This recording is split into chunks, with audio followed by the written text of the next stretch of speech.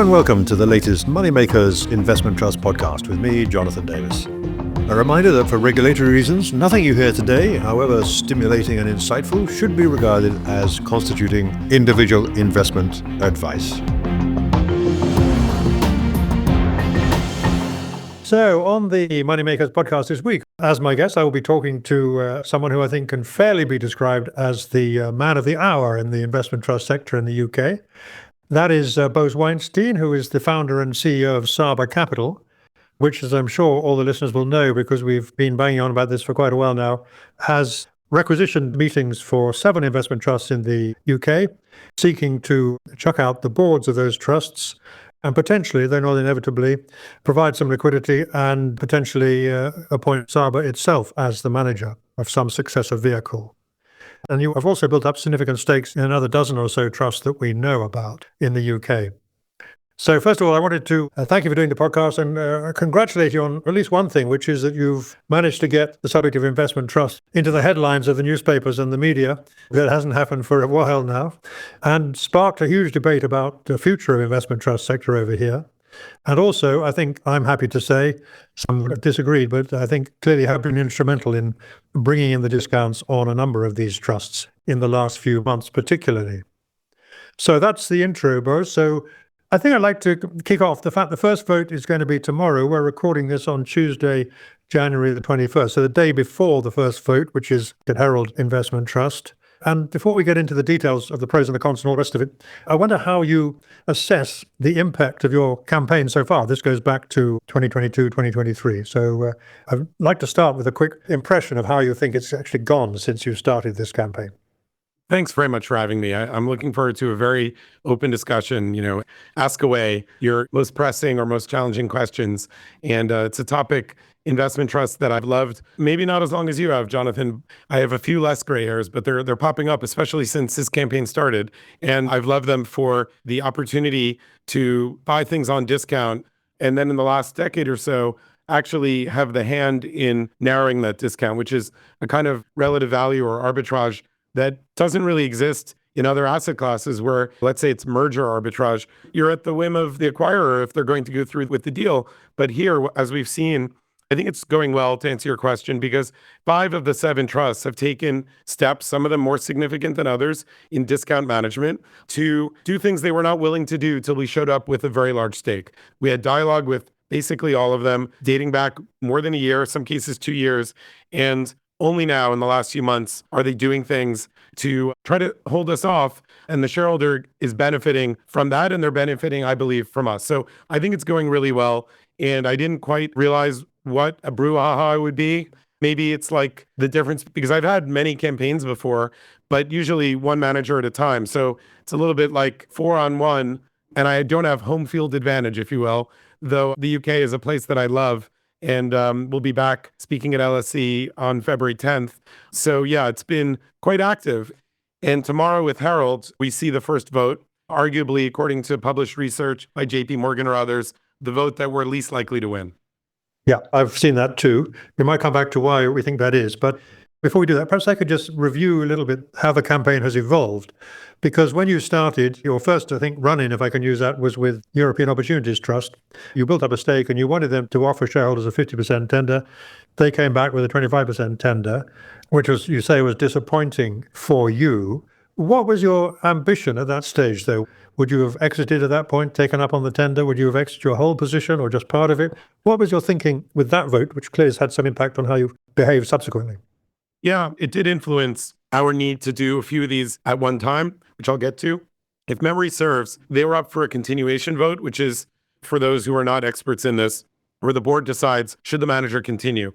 And without the exact details precisely available in front of us, the returns over the prior years by really all the investors who were following it were subpar. Well, I won't categorize how far subpar. So there was this natural vote. And in order to try to win the vote, because the manager had a good sense how we were going to vote, because we had some dialogue with them, they offered a 25 tender as a way to try to win the vote that they would have otherwise lost, and to stave off some of the votes for non-continuation from this old boys network that I've referred to of UK institutional investors that know the manager. They may dine at the same restaurants. They may be friends, they may not be friends, but they're willing to give them a much longer time period of underperformance before they actually press that button to narrow the discount. So the manager comes out with 25. We say it's insufficient. You need to do 50. And we warn that if you only do 25, the shares within a year or so will trade again, in our view, to a big discount. And a couple of those institutions effectively cast the deciding vote, voting for the smaller tender. And we saw them, some of them selling out at bigger discounts, even than where they may have bought it, and voted for only getting out of some of their money at 98 or 99. Just such a strange idea that you're going to vote for some bit of good, but then not take the rest of it. And then a year later, it was quite obvious that the most likely outcome would be a big discount. So that left an impression in us that we can't count on sophisticated investors to vote in their fiduciary interest. I'm going to tell you something to try to say something that I haven't said really on prior podcasts, right? So I'm going to try to say something a little spicy if you think that's a good idea. You can stop me if you think it isn't. But when I came to London to meet with those institutional investors, one of them that will remain nameless said, and they own a lot of UK investment trusts, one of the largest players. Don't get me wrong. I want the discounts here and there to narrow as well. I just don't want them to narrow all at the same time, because what would we tell our investors they should do with that money then? So this is somebody whose job it is to buy UK investment trusts. And they're saying they don't want to make their clients as much money as they can, because then the client may take the money and do something else with it. And I thought to myself, wow, if the clients were sitting here, they would fire you on the spot. You are their fiduciary. And you're going to vote for a smaller tender because you don't want the discount to go away, or you don't want a fund to merge because you want to keep your space as big as possible. That's something we've seen in the US. So I have seen behavior in the UK where the governance is great relative to the US. You have an ability to do certain things that in the US, they can throw up roadblocks between state law and federal law. And I won't bore you with those US details for now. But in the UK, on the other end, we have the uphill battle of the old boys network. And so I came away from that trip and the loss to EOT, where we only got a smaller tender, with the idea that we need to have bigger stakes for these guys to take us seriously. And unfortunately, that's the way it's played out. They didn't do anything meaningful until they saw us coming up the shareholder rolls with 20-something%. So that was the trigger for changing your mind. And then at what point did you actually decide to start building up the stakes to these really significant levels where you can block special resolutions and so on at more than 25%? Looking from your presentation, a lot of that was in the second half of last year rather than the first half of last year. I don't know if that's right or not. But you have significantly increased the size of your positions. Certainly more than 50% of your shareholdings have come in the last 12 months, and most of those in the last 6 months. Am I right about that? Yes. So we've been buying without any kind of desire for pace. We were buying what the market wanted to sell. For people that couldn't stay in, effectively had to vote with their feet, were unable to get 99 or 100 as they would in an open-ended fund. Like when I showed in a webinar, the Bailey Gifford discovery funds that are open-ended, the investors have left. The investors desire to leave these funds, whether evidenced by the open-ended funds falling by 70% of AUM, or the closed-end funds, the investment trust trading at a discount. So that pressure, we were just offsetting it by paying shareholders the highest price, right? Some of the, let's say, poorly written pieces posit that we're looking for funds that we could buy and didn't have institutional investors. We don't get to choose which shares we buy. And I think every one of the 7 had, some cases more than others, material institutional investors. But you mentioned we bought a lot in the last year. You look a year later, those investors in one of the examples I showed in the webinar, all were sellers. The top 15 were all sellers. There wasn't a single non-seller, much less buyer, other than us. And so we paid the highest price and shareholders were forced out. The ones that remain, that's despite all our buying. And so the pace really picked up. Sometimes the pace is different because you have the LDI crisis or you have a market sell-off. But in the last 6 months, there was extra selling because of the tax law changes in the UK that caused mom and pop investors to want to, for tax efficiency, to sell, and there was no one to buy but us. So it so happens that the pace picked up because of that fact rather than, let's say, our desire to have some sort of deadline. We had no deadline. We could have done this 6 months from now. So you've seen sellers coming your way and you've mopped those up. Now, I think you're proud to call yourself an arbitrageur. You are an arbitrageur originally. And I guess there's a lot of interest in what actually your real objectives are here, in the sense that I think you said in your interview you did with Bloomberg that of all the cases where you've been involved in closed-end funds, only 2 of them you've ended up actually managing assets yourself. I don't know if I interpreted that correctly. And you also said, I think, that your instinct is for relatively short-term holdings rather than becoming a long-term investor. So that's why we come back to this question of what actually is your objective here? Are you actually looking to take on these assets? You say you want to, or are you actually just trying to engineer yourself into a good position where you can make a big return and disappear off the register? So the earlier part of the question was accurate. We are not a short-term investor. Even in these funds, we've been in them for 2+ years. And if not for what we're doing now, we'd be in them suffering with the other shareholders, as we all have been, for longer. In the US, we've had some positions for 4 or 5 years. So we are a long-term investor. Sometimes we are able to exit in a short amount of time. But let's get to the question you asked about it. What's our objective?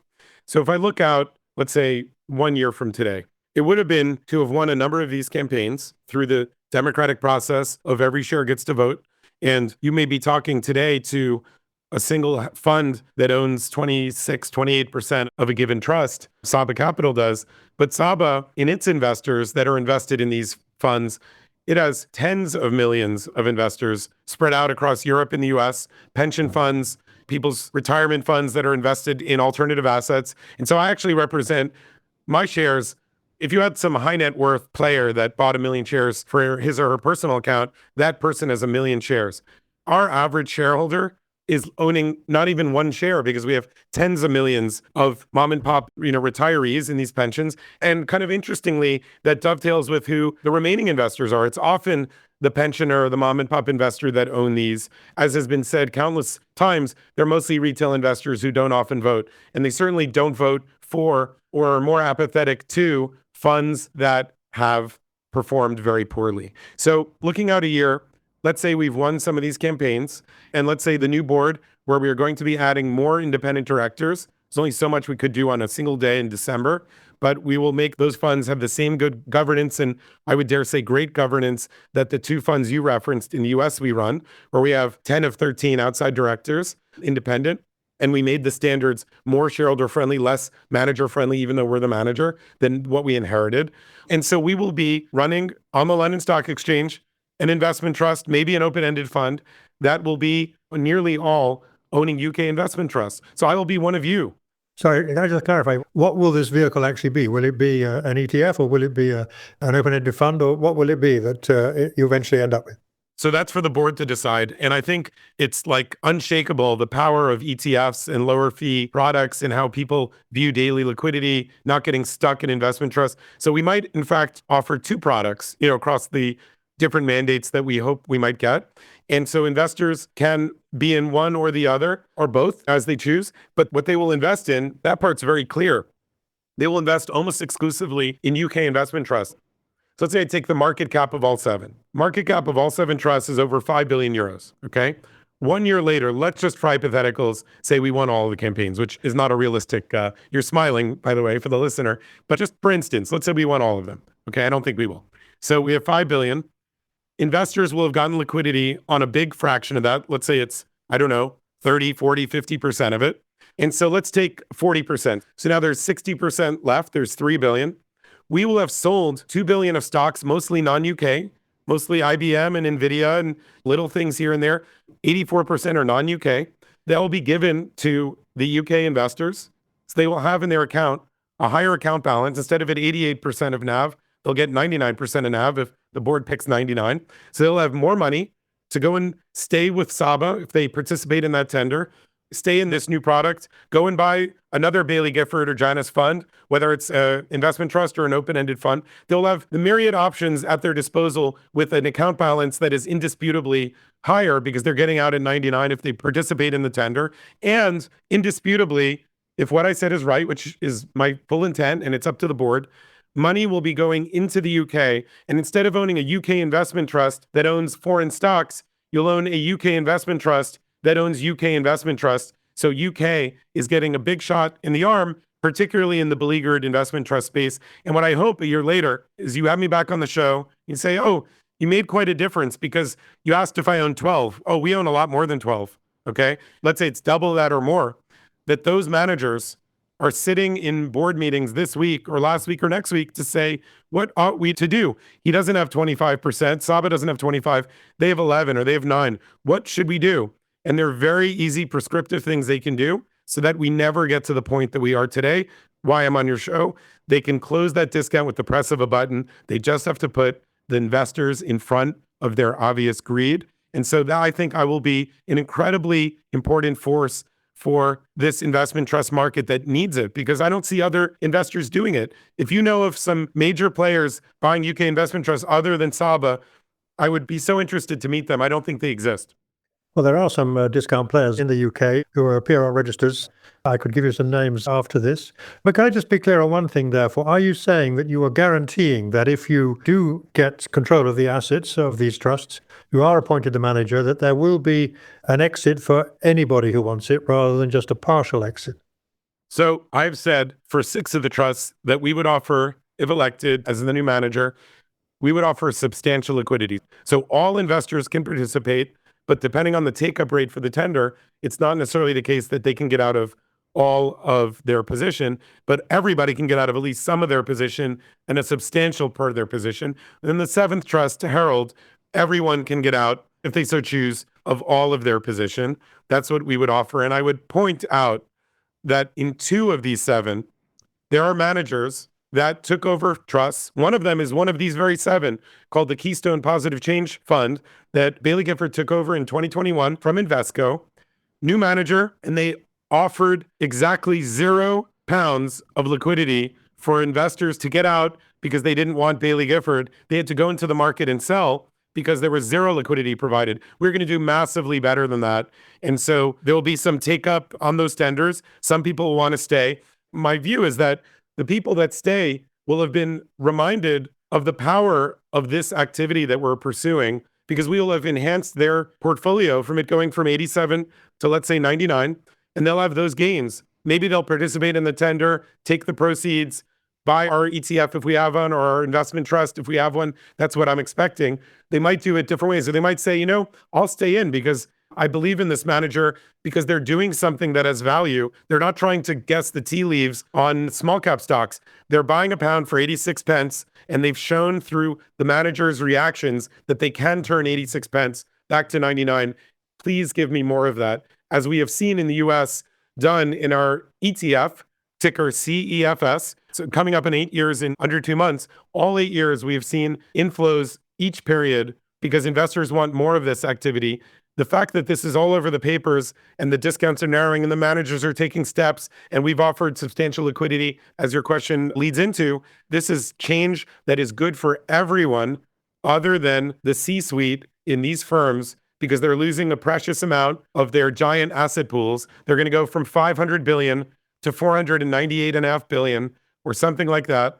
And let's say I'm just thinking about a particular manager, and the violins for that manager are incredibly small because all the pensioners are making money. The employees of those funds that own those funds are cheering for us. I know that from US campaigns. Who would not want a chance to get out at 99 and get back in to a different Baillie Gifford fund if you've been trapped at 86 for 3 years? So we have everyone on our side other than the C-suite, the upper echelon of management, and the boys club and all of this ecosystem, directors who enjoy their free vacations and their steak dinners 4 times a year.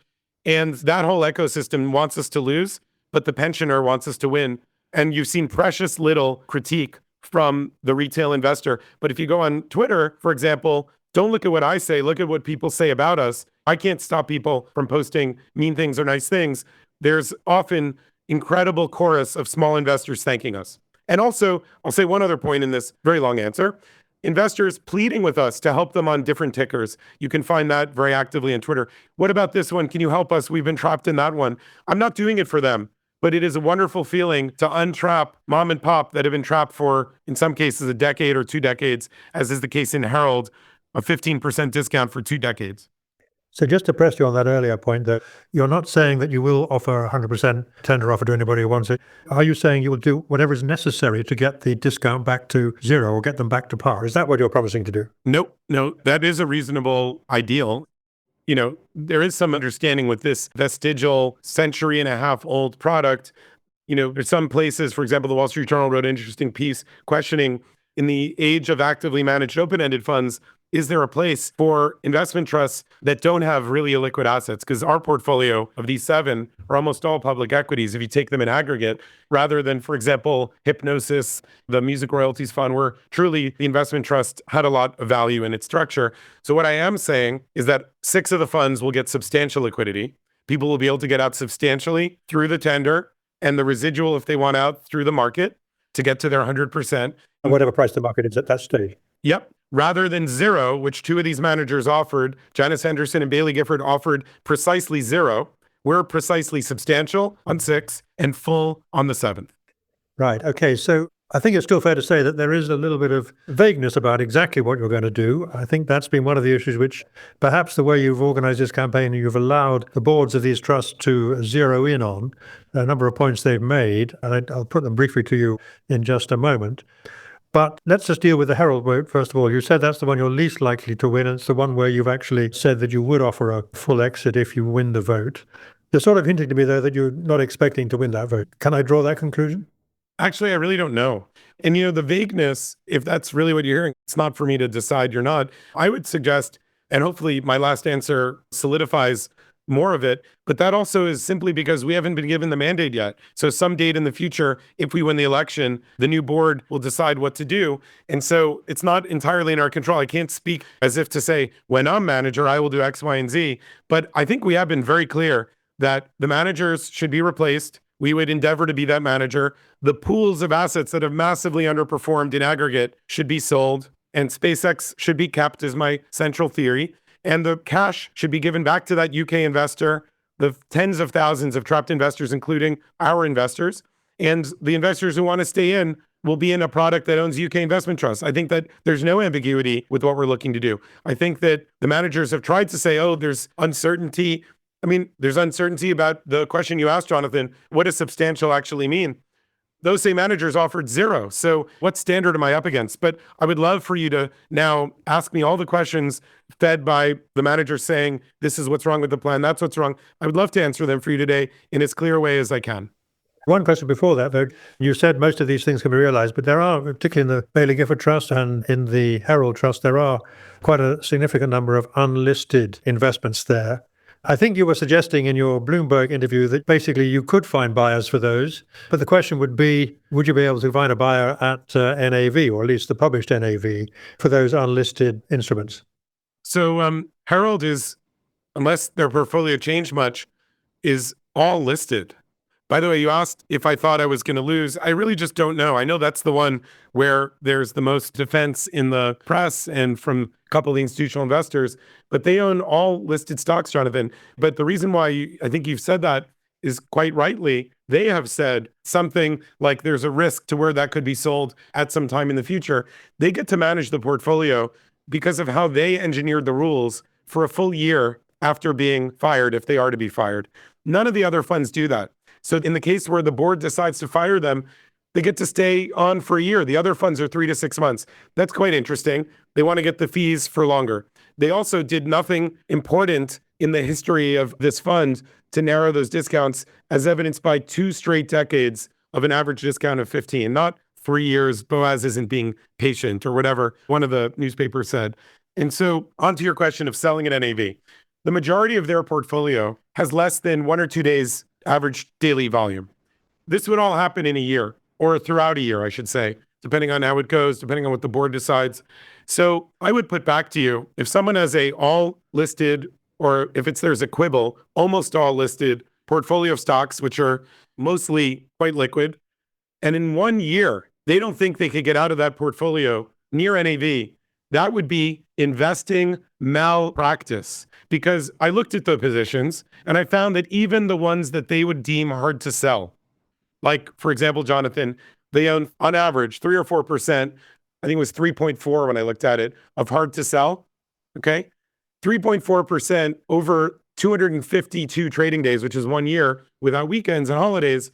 And by the way, take longer, but you'd have to sell all of it if everyone participated in the tender. But take-up rates on tenders are usually half want to stay in, something like that. A third want to stay in. Let's say a third wanted to stay in. You would have to only sell 2% of that fund in 250 days. You could sell less than 0.01% a trading day. That should not have market impact if you're doing it intelligently.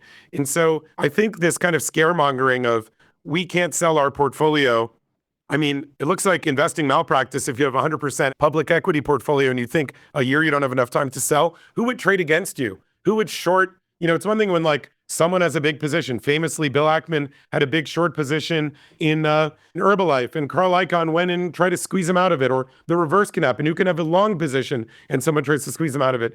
Who would try to dabble in those dark arts when you have a 2% to sell over a year? So the whole question, I think, should cause the investor to wonder if their manager is committing investment malpractice or is actually misrepresenting the truth. Because I think all of the listeners listening to this saying, wait, you have to sell, there's 98% of something you don't own. You have to sell 2% to that 98% or others in a full year? How could that not be the case? And then on your question of privates, yeah, people would love SpaceX. We don't think we're going to sell it. Most of those privates, Stripe, other things, there is a secondary market. But anyway, even though there are things that are hard to sell, Jonathan, the argument is meant to misdirect because 90-something% of this portfolio meaning all 7, not Herald, are publicly traded equities.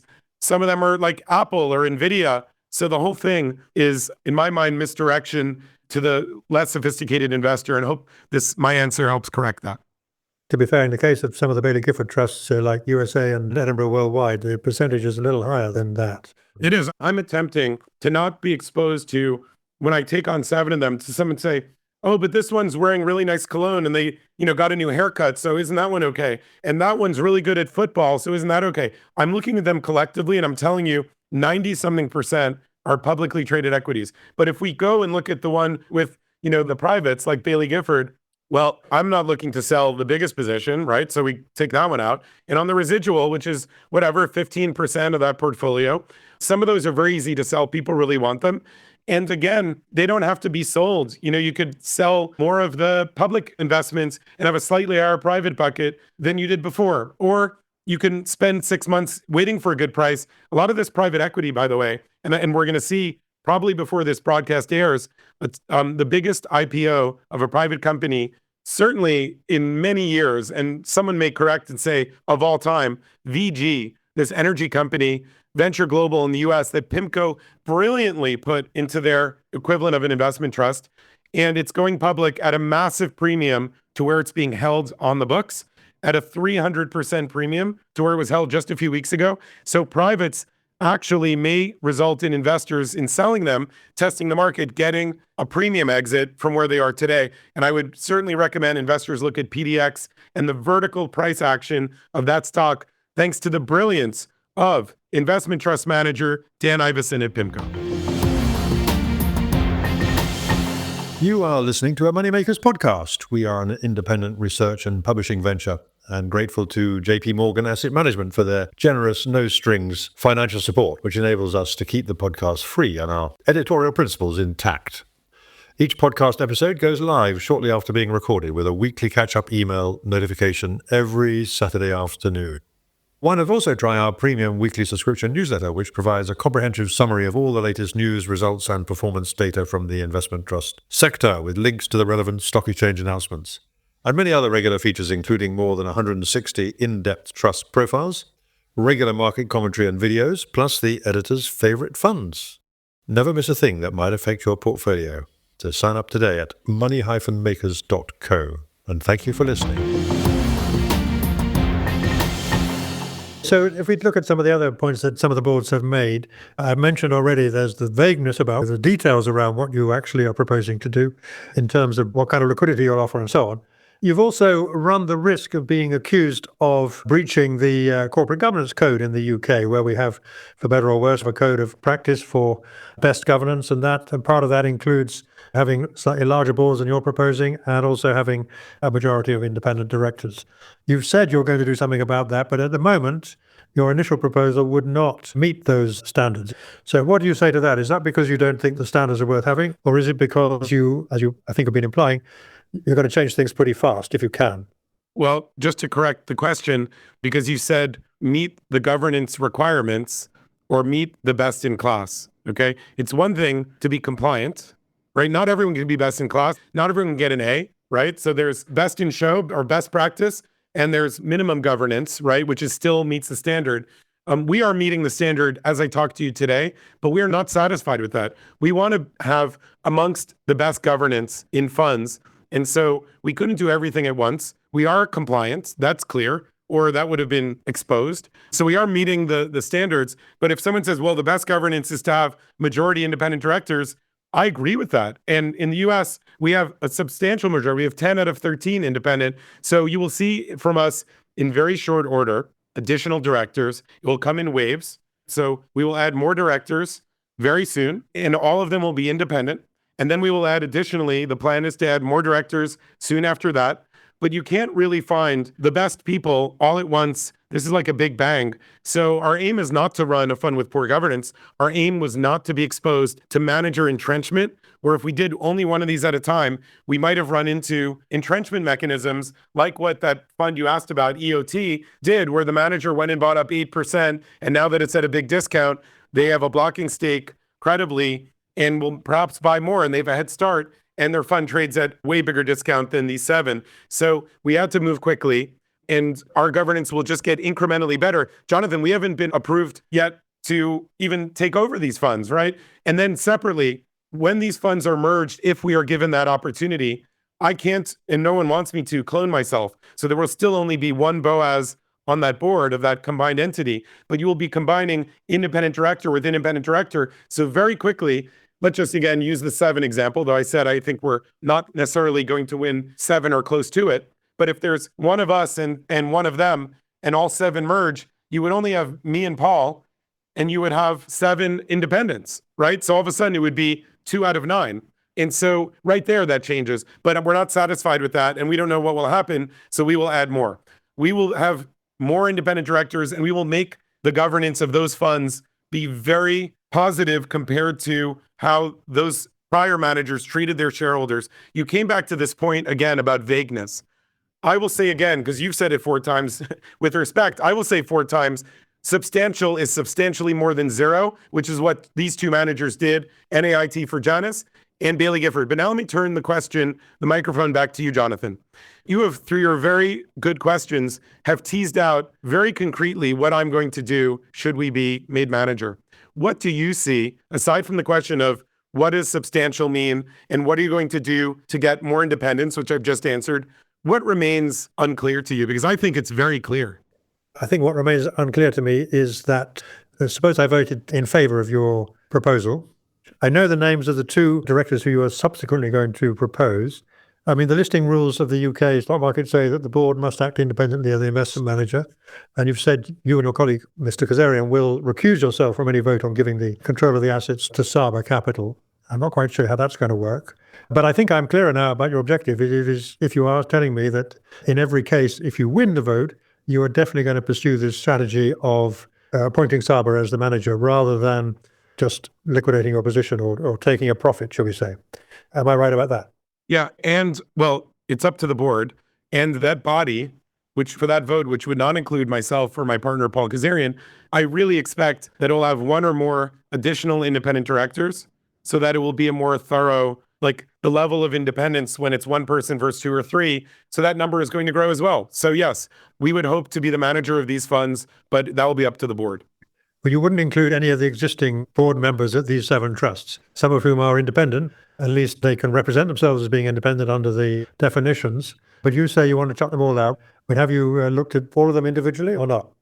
I looked at what they didn't do for shareholders for the 2 to 3 years we were in, or the 20 years that we were not in before those 2 or 3. In some cases, like Harold, I looked at Alistair Joy, if I got his name right, who told us when we had a small position that we should, what's the phrase in the UK, bugger off? Is that allowed on a podcast, that phrase?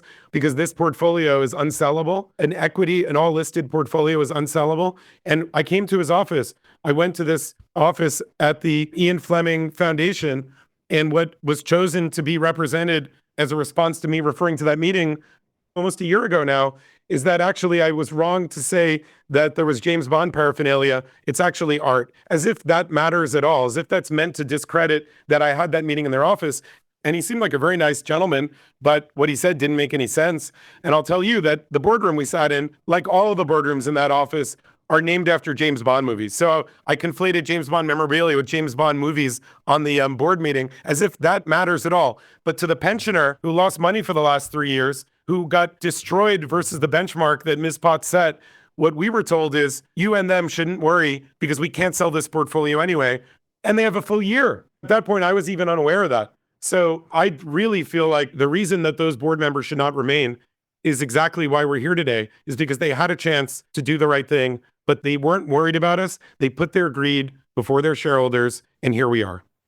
But what's also been said about you and your campaign, and I'm just quoting here, one of the trust has accused you, I think you might be quite proud of this actually, he said accused you of buying on the cheap and trying to take control of this particular trust without making a full offer, or under the takeover rules, you're trying to take control, but you're not prepared to go past 29% and so on.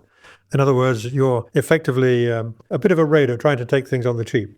What's your answer to that? Well, let's parse buying things at a discount versus not, okay? Firstly, the price we paid was the highest in the market. So we gave all those people that were so frustrated that they just pressed the eject button and had to sell, we gave them the best exit. We put money in even the exiting investor's pocket, because I think most would agree when the top 15 holders are selling and there's only one buyer, and that buyer is buying a lot. If that buyer were not there, oh my God, what kind of discounts would these be at? So that's the first thing. And then buying things on the cheap. So Jonathan, I see you're wearing a nice blue tie. And if it was in 2 stores, one of them was at full NAV and one of them was at a discount on German Street or, New Bond Street or whatever it is, and you could buy it for 15% off, which store are you going to go into, Jonathan? Well, I'm actually recording this from, I think, about 500 yards from Jermyn Street, so it depends where I was at the time. But I take the point. There's nothing wrong with buying things on the cheap, that's for sure. I think the point is that you're trying to take control of the whole of the trust's assets from a position where you only have 29% or 28% or whatever it is, and you are banking on the fact that half the retail investors won't. Whoa. I'm relaying to you what they would say. Can I tell you, I don't know what's going to happen here. Oh my God. I'm really enjoying this. I did a couple other podcasts that were fun as well, but I really like your manner and these questions being tough. And I think the listeners will too. You've presumed, Jonathan, that none of the other investors are going to vote for us. I'll tell you a little secret. I don't think it's going to happen this time because of this disinformation campaign. But we have seen in the US tough campaigns where the irony is, if we only voted half of our shares, so we didn't have 28, we only had 14, or we voted none of our shares, we sometimes still would have won. Sometimes, even with none of our own shares voted, we have more. Now, obviously, that's not going to happen in Herald. And obviously, there's been this campaign that I can't put the genie back in the bottle, where Investec represented that Saba charges 5.8% of our ETF in the US as a fee. Now, there's always like how you present things. Our fee in the US is 1.1%. We also run 2 closed-end funds that are less than that. One of them is only 0.67%. One's a little over 1%. But they represented an expense, which was that those funds are levered, unlike in the UK. So they borrowed money at SOFR. They bought more Tesla. Tesla went up a lot. Thank goodness that they borrowed money because that's what the investor wanted. But they had to pay the borrow rate. And that borrow rate somehow is conflated. And top journalists thought that we were earning that as a fee. They thought that borrowing at 4%, 5% was Saba's fee. So I think one of the problems we have with the retail investor is they've read in so many papers misinformation, intentionally given in some cases, not necessarily from a journalist, but sometimes, opinion pieces dressed up as journalism. And so the reality is we are going to need our shares, in my view, to win a lot of these campaigns. But the thing about the 30% you said, again, we didn't do anything but follow the rules of this democratic process. And again, had the managers taken steps a year or two ago, not only would these discounts have been narrowed then, but then you get into this thing that everyone on this podcast who's listening understands is the time value of money, that a pound 2 years later is not nearly as good as a pound today. And so that I can't do. So they have worsened the return for all of us. But I predict that we're going to have a material impact to the benefit from here on in with the repatriation of this international capital into a London Stock Exchange ticker to own almost exclusively London and UK investment trusts. And that will be a great shot in the arm for the market and will also push managers to act sooner. And I can't wait for a year from now for you, whether you have me on or not, to examine whether there's anything in the data to say if I was right. I'm not suggesting, by the way, that you are in breach of any takeover rules and that. I do understand those pretty well. I'm saying is that you may be taking advantage of a fact of life, that's all. But if it turns out the case that more shareholders vote for you than don't, then I think that would certainly be something that the boards would have to take note of. Absolutely. I guess the final point that some of the boards have made is that you've kind of cherry-picked your numbers about the performance periods. I think the last 3 years clearly have been very difficult for the investment trust sector. And I guess one of the things that I personally enjoy a little bit about this kind of campaign and reaction is that everybody throws numbers around and they're all basically in various ways can be misleading. It's actually quite difficult to come up with exactly right numbers that are the truth. But the final point, therefore, that some of the trusts have said is, well, look, we're on the launch pad. Things are getting better. Our NAV is up. And in one or two cases, the NAV is up significantly over the past 12 months or so. So Bailey Gifford USA growth would be one of them. Others have not done anything like as well, despite those discounts coming in. So you say you're not going to win them all. What do you think would be a good outcome for you? And more crucially, perhaps, what are you going to do in the cases where you don't win the vote? Are you going to stick around and you're going to put more pressure on, which is what you sort of implied just now? Yeah. It is funny when someone says, you're only looking 3 or 4 years back, but in 1994, X, Y, and Z happened.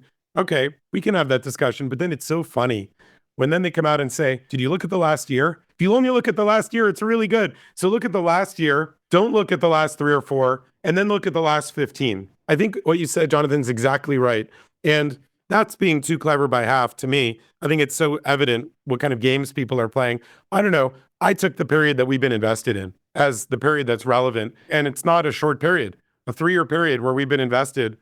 If someone thinks that that's too short a period and it should be 5 years or 10 years, yeah, you do find some of the funds did quite a bit better under that longer time frame. I think in the investment world, the investor votes with their feet. And if you look at the money that went out of the Bailey Gifford funds, 70% of it going out, that shows you what the investor wanted to do. The other thing, which is all too convenient, is when they say, don't look at 3 or 4 years, but look at last year, and don't look at 3 or 4 years, but look at the last 7 years.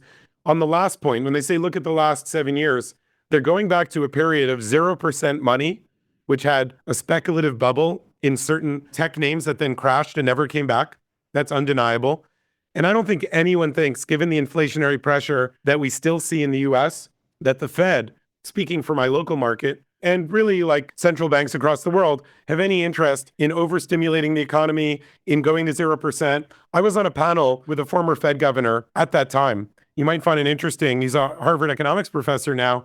I was so honored to be on the panel with him. And he said that the Fed treated the response to COVID basically like throwing out the playbook as if aliens came down to Earth. What should they do?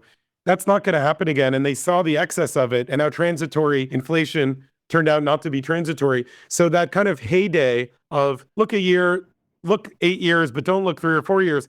I don't think that heyday is coming back of excess where there's 600 different SPACs and stocks with no earnings are running wild and the SPAC market is running wild. So I think some of those funds that do have good track records way back when, those best days are behind them as evidenced in the last 3 or 4 years. And ultimately, because you had this multi-pronged question, I'll just quickly close on the other 2 prongs. And if I missed one, you'll ask me that investors are going to vote. And if they're apathetic, they're not going to vote. If the funds had done well, they would not be so apathetic.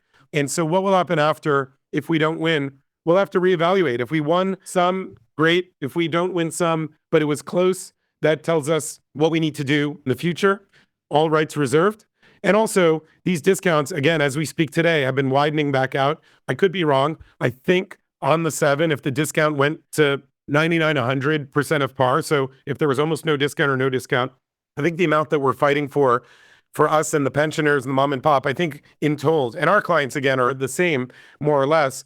I think we're at something like, for these 7, 350 million pounds of money at stake. And so that's a lot. And if it ends up growing, I think people will say, wow, okay, I see Saba's in there. I know what they're fighting for. I know they lost by just a little bit last time. And probably you'll see, if we won a bunch, I see what Saba can do. I see what's happening in the US this week, that they'll come in and you'll see, as you said, Jonathan, there are players that play the discount. They'll come in and they will vote for their fiduciary interest, for their investors. They will vote for a 99 exit on at least a substantial amount of the capital. And so I think we've seen in the US, when we lose, we often win the second year. The chair of one of the trusts said on the podcast that if she won the vote, she would make it her job to make sure you went away. What do you make of that? I guess it's fair because I'm trying to make her go away. So one of us is probably going to make the other one go away. And whatever the voters decide, people sometimes forget what's right and think about the jersey they're wearing, what their ID card says. But I think if she knew what the employees of her firm have suffered owning their own cooking, okay, and what they're hoping for, and having been trapped and thinking about what those discounts were, and if she were not in the exalted position she was in, but did not take steps. I mean, if we're talking about the same person, if we're talking about KPC, there was an amazing graphic. I could not believe it. She went on television. She went on CNBC in the UK. They pulled up a graphic that had an even longer time period than I did, with the benchmark that she selected being the chair of the board and the performance of her fund versus the benchmark. It was literally a 94%. I don't think I'm mistaking it. And if I did, I apologize. 94% underperformance, yet she wants me to go away. What do you think her investors want? So I think in another world, if she were not working there, but an investor in that fund, she'd probably be rooting for us, is my guess. I don't think anybody is going to defend the record of Keystone Positive Change since the change of mandate. Was that who you were referring to? Yeah, it was the one I was referring to, and I think the chairwoman of that trust admitted that it had been bad. But that brings on to the next question, which is, okay, if say you lose the vote, but clearly in two cases, I think, Henderson Opportunities and Keystone Positive Change, which are both not coincidentally the smallest trust by market cap, in the 7 anyway, not in the 20 you have. Are you going to block their proposals to try and improve things and to bring the discount in? So I would say your question is very clever because you're saying that the two best plans for shareholders offered out by the manager are for two of the smallest funds. So if we do that thing, maybe this is good for someone to ask their teenage child to solve. If you have 7 jelly beans and 2 of them are really special, they're really big, there's a lot of fees attached to them. What's the probability if you put your hand in that jar and they all feel the same, and you can't see inside, that the 5 you pick out are literally the 5 smallest? Was that random? Did the 2 that are not doing it not do it because of greed? And this whole campaign is a fight against greed, while I've been labeled by them, right, greedy. It's so interesting. So someone should try to work out what the likelihood is that that would just happen by chance rather than intentionally. And it would be a fun little thing. And you could say you listen to the podcast and you could tweet the solution, which of course could be on ChatGPT in a second. So I think that question remains. We're going to keep an open mind and think about what's best for the shareholders, but we're also thinking about the next 50 fights, if there are to be. I don't think there will be, because if what happens is the manager can just wait until the 11th hour and then offer that kind of proposal, that pound 2 years from now versus the pound today, I need to set the manager straight on when to do things. But we'll see. We'll keep an open mind. And I'll just answer with a question for you, Jonathan. Do you think that it's at all likely that those managers did that on their own or because of Saba? Do you think they did it because of us? And so I think even whatever governance benefits they're claiming, to have done it all at the end, the way they've done it in the last 3 months, I would suggest to you they never would have done it. They didn't give investors liquidity when they took over the fund, Bailey Gifford or Janus. And now they're offering liquidity because they see us at the gate. And I would tell you that this also reflects greed. They're trying to preserve what they can after shutting out shareholders for years. And I want to correct that greedy behavior. Out of the remaining 270 trusts, I want to encourage good behavior, and I think I will. Indeed, I don't think anybody would dispute that the fund managers groups have an interest in preserving the size of their funds and the fees. Of course they do. That's their self-interest. And we've seen in many cases in open-ended funds that the open-ended funds can drag on for years before being liquidated, even with very bad performance. But of course, what you're really saying, therefore, is that in those cases, but surely it is the job of the boards to make sure that that self-interest doesn't dominate them.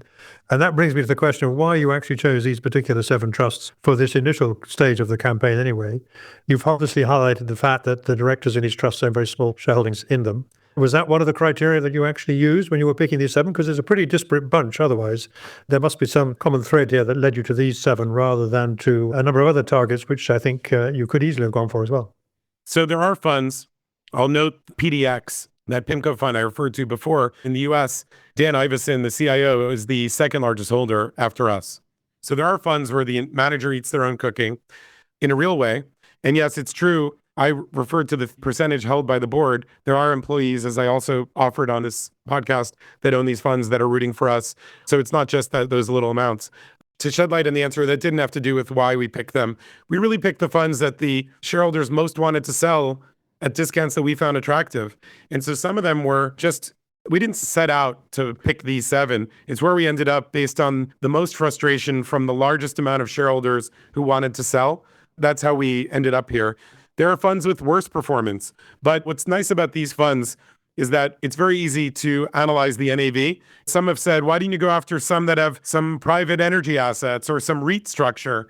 Well, who's to say what those things are worth? There's even some where the manager owns the dominant stake in that private. They're not just a private investor. They are the investor or the largest investor. So who knows what that's worth? So, we have some criteria, and we set out every day to look across the US, the UK, Australia, and Canada, the more than 500 or so opportunities to see which are the best. And that's what I hope to do if we're made managers, to look across the UK space in the main and say, which UK investment trust do I want to buy today? And hope that when we show up at 4.99% and we cross 5, that will generate a board meeting and say, okay, here's Saba. All of a sudden they own 7%. What are we going to do? Should we do a buyback? As you've seen, a Baillie Gifford fund, SMT, Scottish Mortgage Trust, has done 2 buybacks. And I would argue they have more to do. And those were effective for some time. And had they not done them, it's hard to dispute the discount wouldn't be bigger. So they'll do more buybacks. Their funds will shrink and they'll have a little bit lower fees, but they'll offer liquidity to people and they'll mine their discount, just as we have done tenders in our US products and will continue to look at doing so and do buybacks. So that's what I think is actually going to happen, because as an economic animal, that's what's good for them. Just like now, these funds that have offered to open end, that's what's good for them. They're doing it because of us rather than risk losing the fund entirely. And why EOT offered a 25 tender. They've said better to keep 75 than to keep 0. And they're managing 75 right now. And so that's what's at play. And I think that there's nothing wrong with investors buying things on a discount. There's something right about it, really, because what you're doing is you're cleaning up the space. And if things didn't trade at big discounts and you didn't have this overhang, and if people felt the governance at the board levels were even better, what would happen is what happened in the UK from 2009 to really 2021, which is the UK trust market grew. It grew in number of trusts. It grew in AUM. And that's because the funds were not trading at big discounts. And I don't think it takes some sort of fantasist to think that that period, wasn't all of those 12 years, but for some of those years, there was not much discount. There were new products, things like Song, which were really quite interesting. Maybe that's the play, that there should be more interesting products, since it is this illiquid structure. They hold illiquid assets. And I would suggest to you, with 270 offerings that are pretty generic of stocks, maybe the marketplace needs one that is there trying to find ways to profit from the discount rather than to suffer from it. Well, I think if you follow the history of the investment trust, which, as you've said, goes back a very long way, more than 100 years, you'll see that there have been waxing and waning of discounts, and in some cases, remedial action has been effective, in other cases, not.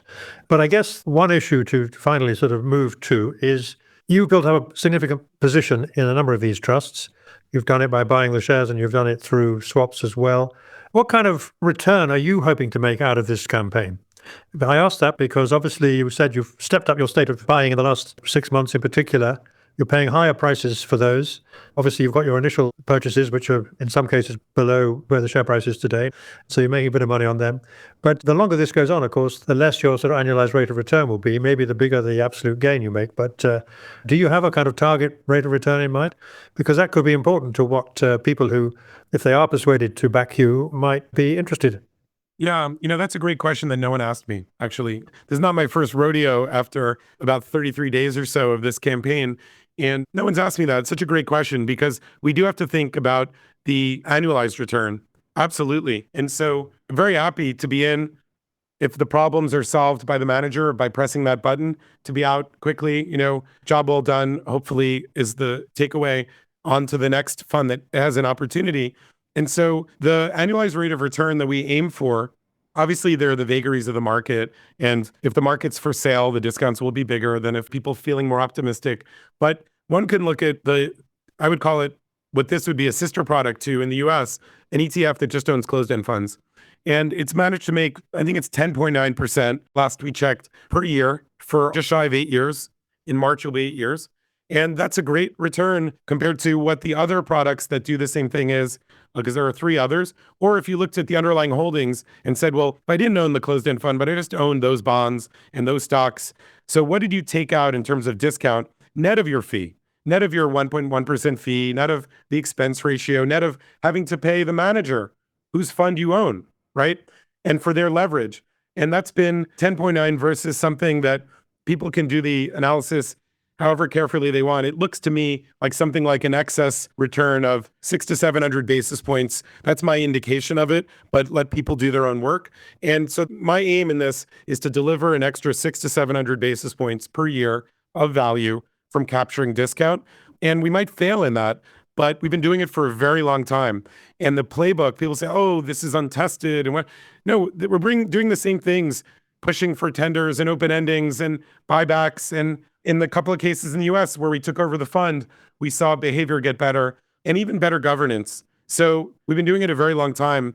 I think the UK would love, and I know it from messages we've gotten, would love to at least have a product out there where you could say, I've been doing it myself. As you mentioned, they're discount players. I have a sneaking suspicion that you're one of them, okay? And are looking for opportunities in the space. And you might say that maybe you should do things that are better, whether it's going on a hike or looking for other ways to play the markets in other asset classes, and hand over money to a professional that is going to have the force of will, willing to take on the biggest managers, and has the capital behind them to get stakes big enough to force these big managers to do things and entrust us to be that discount hunter that you referred to earlier. I think there's going to be demand for that product. And I don't think I'm a fantasist. I see it in the US with our ETFs. So that's where, even though we didn't have a distribution force for it. So I think it's going to actually be really well received. But that's what I think. And in a pretty short amount of time, time will tell. Well, it's certainly true you put a serious amount of money behind it. And I think it's certainly true to say that if you do pop up above 5% in future, that you will get a lot more attention perhaps than you would have done a little while ago. That is without question. So I guess my final question then to you, but you'll be very patient, listen to all these questions. We're not going to see the back of you is what you're trying to tell us, I think, over the next 12 months, 24 months, 36 months. Could be in one of various guises. It could be as an activist, or it could be as a manager of a vehicle over here. But would you prefer, if you like, to do deals with boards by agreement rather than having to go public on it? Yeah. Having to adopt this aggressive tone. And, you've said some things about our wonderful investment trust universe, if I could put it that way, including the media, I should say. Even on this podcast, I've gone twice into the well to talk about PIMCO, but there are many other managers that have exhibited great governance, not just kicking and screaming governance, dragged into it. If you look at our track record in the US, it's almost always through constructive negotiation. We can look at that long history, and I expect this December 18th will be remembered as, I don't want to overstate it, when at least, there's the before and the after. And I think you will see many more buybacks, much more engagement with us, and constructive comments coming about us, talking about the managers, maybe even these same managers. Wouldn't that be a thing? If I had nice things to say about how Baillie Gifford acted in other trusts that we own of theirs, right? So let's see, Jonathan. I'm optimistic. Okay, well, on that note, I think we better bring it in. You've given us an awful lot of your time, and I'm very grateful for that. Well, I hope you'll come back after the 7 votes, and perhaps we'll have another talk about where you might be taking these things next. We've touched on it already, but we will have more clarity at that stage for sure. I think I've given extreme clarity of what I would like to do. Let's hope we are afforded that ability by the shareholder and by the board, which I've said will grow, and you'll see that from us in short order. Thank you so much for this opportunity. This was phenomenal, and eager also to always get feedback and questions on the side so it can be more impactful for your listeners. We can certainly do that. So that was Boaz Weinstein, who is the founder and CEO of Saba Capital, who's been, I think, setting off fireworks around the boardrooms of the UK investment trust sector, certainly for the last few months and indeed for over a couple of years now. Thank you for listening. The Moneymakers Investment Trust podcast is independently produced and edited and is freely available on YouTube, Apple Podcasts, Spotify, and other podcast channels. You can also sign up at money-makers.co to be notified of each new edition. Please note that podcasts are provided for educational purposes only, and nothing you have heard from any speaker should be regarded as constituting investment advice. If you want more news, analysis, interviews, and other investment trust content, don't forget to look at the Moneymakers Circle, available for a modest subscription at the website.